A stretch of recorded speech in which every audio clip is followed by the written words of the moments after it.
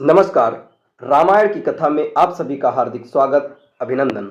आज के इस वीडियो में आप सभी के सामने प्रस्तुत है प्रहस्त का वध। बढ़ते हैं कहानी की तरफ। अग्निपुत्र नील के हाथों प्रहस्त के वध का समाचार सुनते ही रावण क्रोध से तमतमा उठा, किंतु थोड़ी ही देर में उसका चित्त उसके लिए शोक से व्याकुल हो गया। उसके मन में भय उत्पन्न होने लगा। वह मंत्रियों से बोला, शत्रुओं को नगण्य समझकर मैं उनकी अवहेलना करता रहा, इसी का परिणाम है प्रहस्त भी मारा गया। अब मैं समझता हूं कि मुझे परमवीर कुंभकर्ण को जगाकर रणभूमि में भेजना होगा।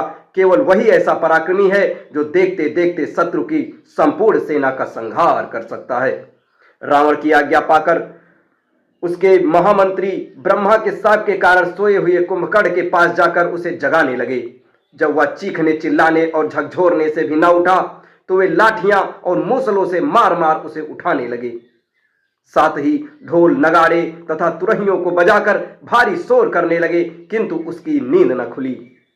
अंत में तोपों को दागकर उसकी नाक में डोरी डालकर बड़ी कठिनाइयों से उसे जगाया गया। जब उसकी नींद टूटी तो मांस मदिरा का असाधारण कलेवा करके वह बोला, तुम लोगों ने मुझे कच्ची नींद से क्यों जगा दिया? सब कुशल तो है?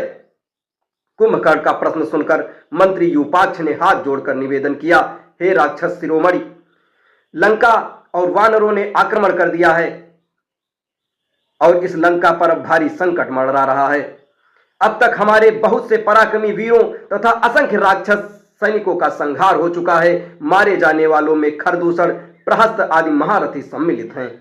लंका भी जला दी गई है। ये सब वानर अयोध्या के राजकुमार राम की ओर से युद्ध कर रहे हैं। इस भयंकर परिस्थिति के कारण ही महाराज ने आपको जगाने की आज्ञा दी है। अब आप जाकर उन्हें धैर्य बंधाएं।